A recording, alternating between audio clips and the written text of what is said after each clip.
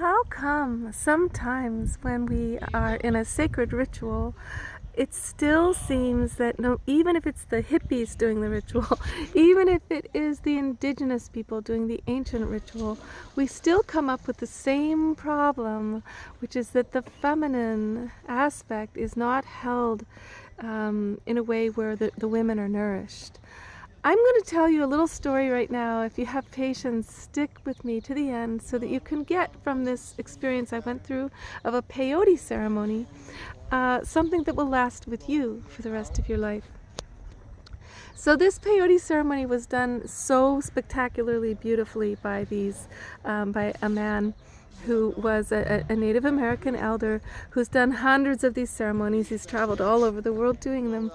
And he did an excellent job of like setting up the space and preparing the people and bringing in the prayers of all the directions. And there was so much peyote, like, peyote's legal in the United States because the Native American church fought for that to happen. And so there was like huge amounts, and he inspired us to say, go for it, let's go for it, let's do as much as we can. And so I did like a whole huge cactus myself, and then there was it was in sand form.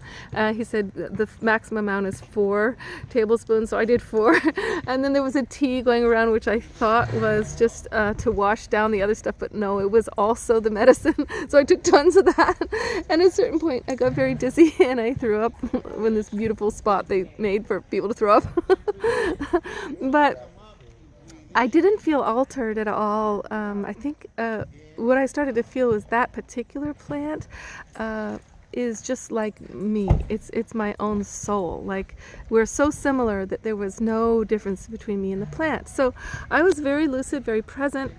But when the rattles would come around in the circle, it was time to sing or express some prayer of one's own, And when I started to sing, first thing happened is I needed to dance. I needed to dance to express the medicine. And as soon as I started to dance, one of the apprentices came over. You must not dance. He didn't say you could dance. And I said, yes, he did. He said, we could dance. He said, not now, not until there's a different kind of music. So I'm like, raise my hand. Okay, you elder, you running the ceremony. Can I just dance in place, please? Can I please just if I don't bother anybody else, can I dance? So the elder is mature man, and he sees no harm in it. He says, yeah, go ahead, you can dance in your spot. Funny request though. And I'm thinking, funny request of the peyote plant spirit, funny request to have to want to dance, right? This is how far away we've gotten from the feminine. First thing women need to do is to dance. And if any ceremony is stopping the dancing, it's going to be stopping the wild feminine from moving, because the body needs to move.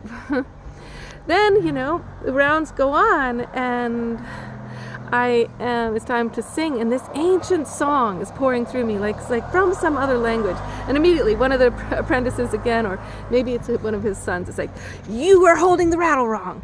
And I'm like, you're stopping the flow of this intense power pouring through me. He's like, yeah, but you need to hold the rattle different. And I'm like, okay, show me. You're playing beautiful drum, I say to him. Beautiful man, show me what you want. He shows me, and I try to go forward. And then the next guy interrupts me. The way you passed it the wrong way. And basically, what happened was I started to feel that the apprentices, the sons of the elder, were stealing my sacred peyote experience because they couldn't handle the feminine. In their mind, all those rules, were respectful of the indigenous. And I was thinking, yes, but what is the point of all those rules? It's to make the sacred experience able to happen, the magic able to move. So, but magic, we know, it's unruly, it's the feminine. You can't control it, you can't make it do what you want. And if you take the magic and you try to stuff it in a box and tell it, no, you do it like we say, like we want, then you kill it. And my song would just fizzle and crack, and I would have all the magic taken from me, and I would have to rebuild it for another hour, because this is a ceremony that's going all night long, right? So this must have happened to me 5 times. And by the end of the night, so all these people had seen me stand up for myself right in the middle of the group. Like, you let me dance. You let me sing my song the way it's flowing. Like, stop it. Even the last moment of the whole ritual, one man is singing a beautiful song and I hear an incredible harmony to it and I start singing a harmony, and this other kid, I'm not going to call him a kid, he's doing the all night, he's working very hard on the fire, he's doing a beautiful, impeccable job of following every rule the elder has given him, but he doesn't get it. The whole point is the feminine. The whole point is that Peyote is the feminine deer spirit of the goddess. In the traditions of the Huichol Indians, at least, God is a woman through which everything is born, So he comes over to me again, and he's like, you're singing a harmony, and there should be only one person singing, and that's not allowed. And I said to him, I am in a divine relationship of masculine, feminine polarity right now, and I am supporting this man in his beautiful song, and you better get out of my face. So the group has heard me stand up for myself all night long, and on top of that, I danced in place all night long. Well, everybody's just sitting there like nobody's moving. And that's the other thing. I'm looking around the circle, and the women are deadpan. They're like deadpan. There's not one smile. Well, one woman cracks up a little bit. She starts laughing hysterically in a corner, and it sounds so weird because everybody's so serious, And the elder who's running it is trying to tell jokes. He's trying to loosen people up a little. He can see how uptight people are, But he doesn't know. He hasn't trained his apprentices yet enough for them to know the point of all those rules that they're doing perfectly, their masculine boundaries, is to serve the magic feminine. It's to serve the experience that we're trying to have, where you let the Peyote take over. The Peyote spirit is the one who should be running the show. He, and the fire, the sacred fire. So you've got to know when to let go of the rules. You've got to know when to bend the boundaries and say, magic's more important. The feminine is more important. She's always wiser, and she's always on the edge of something beyond. That's not just the little, familiar that you're used to, guys. So this was a very, very hard ceremony for me to go through this all night long. I felt really proud of myself for standing up for myself. I felt like I did it fiercely, and I tried to do it lovingly.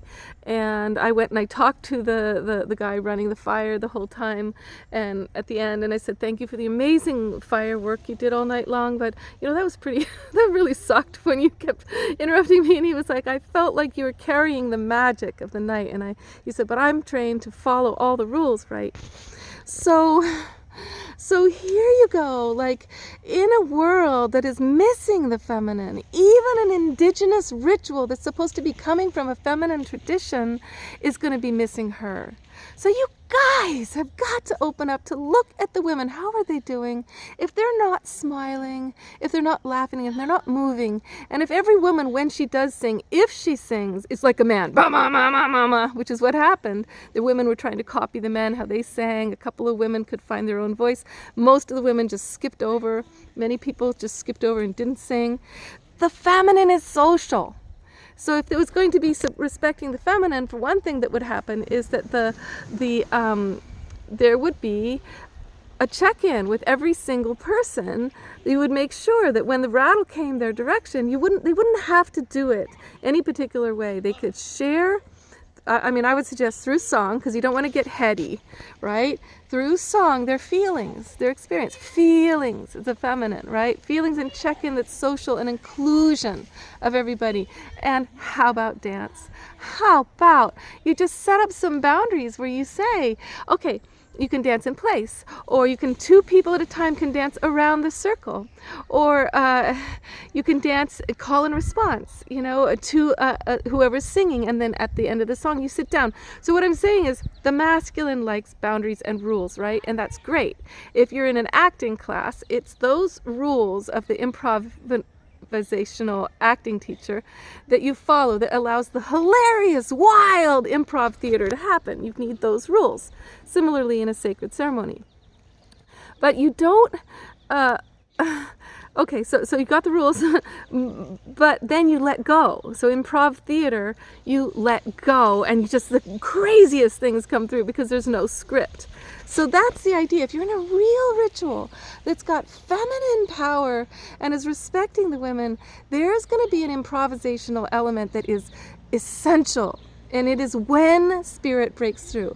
Like they always say, if in a weaving, in the ancient weavings of the Balinese, if there's a mistake, that's where spirit comes through. They come through the mistake, right? So you need all these mistakes to be happening all through the night where the people are not perfect, and that's where you know the magic's going to pour through. So here you go. You've heard me talking about this, and why am I bringing it up? Well, if you talk about the 88 ways to pleasure the feminine, we're talking about the heart really here. Peyote is the heart. It's love, you know? And we're talking about letting energy move without fear of how powerful and intense love is. And if you're going to do all that work for a relationship or for a peyote ceremony, like these guys worked so hard. They worked so many days, so many hours, you know. But I got the feeling that the masculine, he's totally happy with just the boundaries. He didn't need any magic. Just the fact that he could serve this older man and the older man approved of him. Just the fact that the younger men could show that they could be so diligent and hardworking. That was the initiation. It was plenty. They needed nothing more. But the women are waiting for all that tedious protocol to finish so that we can be in magic, be social, be emotional, be physical, be in a flow that's beyond ourselves. I mean, this song pouring through me, it felt like from another language, from another lifetime, and I would have loved to just be allowed to sing that song without it having to be, you know, with the rattle held and a certain this and that, you know. I know, we're trying to respect the indigenous. We're trying to come to a place where we can follow rules of other cultures. But right now, guys, every culture all over the world has lost the feminine. You've all lost her. She's not here unless you support her and you call her and you start to learn what she is. Okay, so every tradition's got the same thing. You have every single church, you know, have the women up in some pews somewhere. You have the Buddhists, which they're not allowed in the temple, but they can feed the guys food. You have all the ways the women are excluded all over the place. Okay, so you just can't make being politically correct yet another excuse to be so unpolitically correct, to not even begin to flow with the feminine, allow the feminine, learn from her, ask her. What does she need? Those women needed to move their bodies. They needed to laugh. They needed to each share a little bit of how they were feeling. And then in the end, the women come in the ceremony to bring food. And even when they bring the food, they're not even given the grace and the respect to just let them bring the food and serve the people in the woman's way. No, you're walking in the wrong way. You got to serve the handle a different way. You got to place it over here. Okay, look, guys, the gods that you're trying to, you have earned, at least this particular group, you've already earned the respect of the gods. You did it right. You did so much protocol. But at a certain point, the gods are hungry. They don't care which way the handle or the spoon is. They want to respect the women. They actually love it when everything dissolves a little bit. So much to learn from actually, you know, looking at the truth of where is the feminine. I had to stand up for myself all night, but you know what? I was thanked by the younger women, I was thanked by the older women, I was thanked by numerous men, and even the shaman of the ceremony came and stood by me in the most beautiful, dignified way at the end. He could feel I was saying to him, you know, I'm here for you to help unlock my magic feminine. And he basically did. I mean, I really got a lot from that night. There was a frog pond where I stayed on and off throughout the night when I had to leave the circle because I was dizzy or whatever. And the frog medicine is huge for me right now.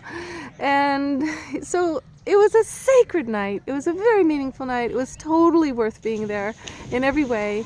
But I want to know, we've got to bring back the feminine, and she's so gone. It's so long, it's so ancient that she's been gone, that we've all got to search our souls to find her improvisationally. We've got to find her in this way that it's not going to be, the books have been burned.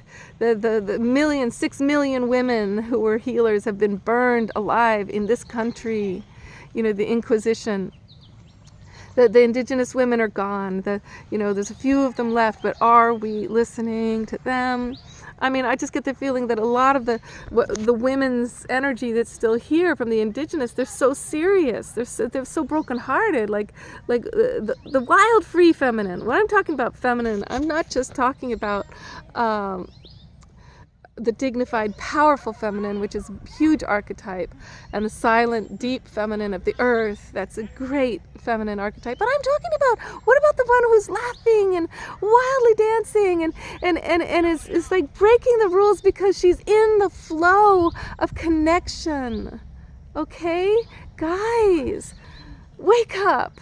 You're not going to have any fun in your relationships if you keep controlling us, keeping afraid of us. We're going to open your hearts beyond imagination. We're going to take you to the place where the spirit world pours through you, and you will be thankful for whatever rules you have in place to keep you grounded. You are going to need some of those rules and boundaries, of course. Then you're going to want to know which gods you're talking to. Yes, of course. But you're going to want to be able to trust in something more. Something more than all those boundaries. Those are not God. The boundaries are set up to hold God. Okay? It's just to hold God, so that God can pour through the river of you. The boundaries are not the God. All the rules of the religions and the books and everything, there's a place where you have to just let go of every rule when the divine actually shows up. Okay. Much love.